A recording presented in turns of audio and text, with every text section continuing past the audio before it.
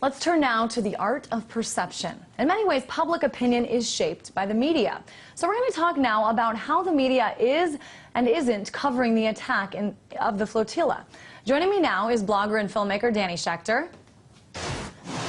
Hey, Danny. In many ways, the U.S. mainstream media can be viewed as being pro-Israel. I want to ask you if you think that this will change the way Israel is covered now that this incident has happened.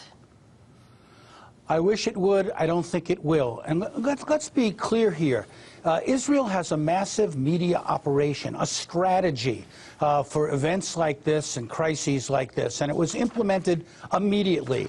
On the night of the attack on the ships, Israel brought along video cameras, selectively showed what happened as video to kind of prove the points they were making. They then arrested all of the people on the boats and refused the media any access to them. And very few media organizations even protested that. This is very similar to what happened in the attack on Gaza, where the media from the United States was kept at a distance and only Arab media, Press TV, Al Jazeera, etc., were able to report from Gaza.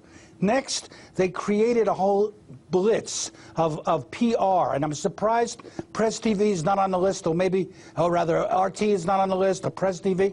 I'm not surprised, actually, because you're not their target. What they're trying to do is target conservative media in the United States with a very different narrative than the one that the protesters are expressing. That narrative is that Israel is the victim here, that the Israeli soldiers, the commandos, they were victimized, and they were just acting in self-defense. That's the message that they've been getting out. They do it not only with direct reports from the consulates and from the embassy, but from something called the Israel Project. And the Israel Project is a very slick PR operation. I've already had 4 different emails from the Israel Project today with all sorts of availability of photographs, interviews, sound bites, and everything else, reinforcing the government narrative. Danny, I want to stop you right here. The facts don't really matter there. It's what the perception is. You know, the facts don't seem to matter in Israel either. It's the perception. The Israeli press, Haaretz, has called for a national inquiry. But we don't hear that from the Israel Project, which is a front group, really, for the Netanyahu government and for the right wing in Israel. And that's the message that we're getting. Danny, let's talk real quick. Let's talk real quick about. Yes, please.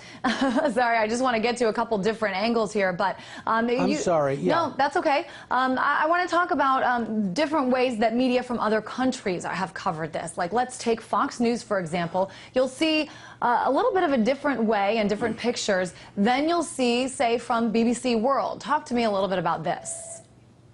Well, the people who are critical of Israel in Britain are also very critical of BBC coverage. They're critical here in America of the New York Times and of the mainstream media, which has not really covered this story with the context and the background that it deserves. You know, this is a problem with this, is that everything is covered only as an incident, as if there had been no attempts to bring aid to Gaza before, as if there hasn't been a siege of Gaza imposed by Israel by design. And a lot of these facts are not getting through to American viewers, and the Israeli lobby is trying to concentrate on activating its base of support to pressure the U.S. government not to do anything critical of Israel. So far, the U.S. government has been very mild in its statements. They said they just want to find out what happened. But in the rest of the world, there's anger, there's rage, there's fury. The UN Security Council heard statement after statement, and then the American government kind of cooled it all out, and the final resolution was watered down significantly.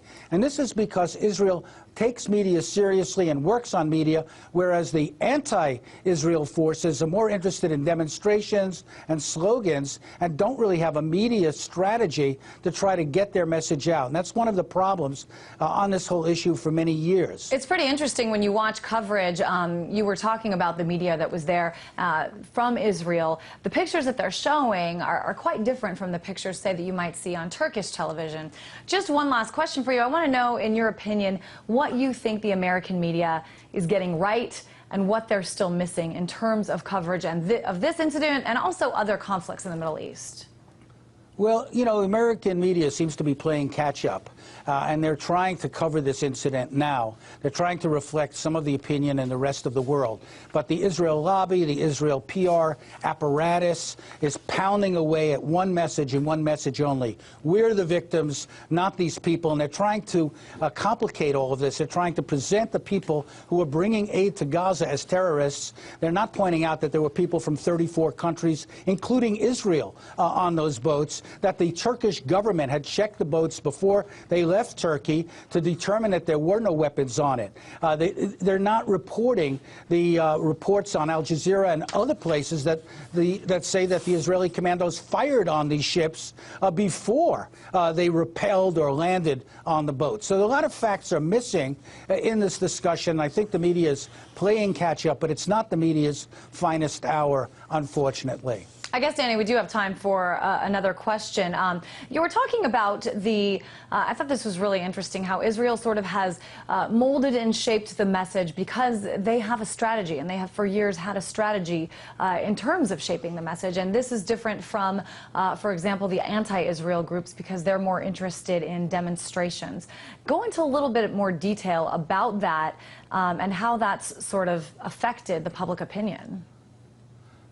Well, Israel neutralized the people who were actually on the boat. They didn't allow the media to have any access to them, and the media went along with it. That's the real complicity here. The media did not raise holy hell about this. Also, the people on the boats to Gaza didn't seem to have a setup back in the other countries, including Turkey, to get out the message from people there. And as a consequence, only one side of this whole issue has been heard, the side that has the most interest in distorting what happened and in portraying what happened, almost totally in an Orwellian way, almost a complete flip-flop of what actually happened, to claim that Israel itself was the victim here, that these people somehow, this was a terrorist onslaught on Israel. And, you know, it's going to be very interesting now if the Turkish government goes ahead with its announcement that it will send Turkish military vessels to accompany other humanitarian trips to Gaza. If they do that, there's likely to be more of a confrontation here between Israel and the rest of the world. Israel seems to have written off the world. They don't seem to care about what anybody in any country cares about, except in the United States, and except by targeting the people who agree with them, the people in Congress, the people who are intimidated by their media tactics, and the people, you know, in the media who are more willing to give credence to what Israeli government officials say than what any supporters of Palestinian rights ever have to say. That's what's shocking here. Danny, in your research, I'm wondering, just very briefly, if you are seeing that public opinion might just be changed because of the internet, because people do have access to more of the other side. Do you think that people will start calling for a difference in the way this stuff is covered? I think people have been calling for that for years. The people all over the world have been calling for that, have been, you know, pressuring Israel, have been demanding changes. The United Nations is among them. Okay, but they've been ignored, essentially, because Israel basically has the biggest megaphone on the block. It has the media apparatus, and what's needed is a counter apparatus to really try to have a truth squad here to get at what really happened. And unfortunately, it's the initial impression of things that registers with people, what actually happened in the moment, not what happened after the fact. And that's the problem here. You know, after the fact, the truth will come out, and people will say, oh, isn't that a shame? In the same way it did with Iraq, you know, oh, there's no weapons there? Oh, how horrible. But the damage had already been done, you know, by the American media strategy here of what they call perception management. And that's what they're trying to do, manage our perceptions, not necessarily report the truth. All right, filmmaker and blogger Danny Schechter joining us from our New York studio.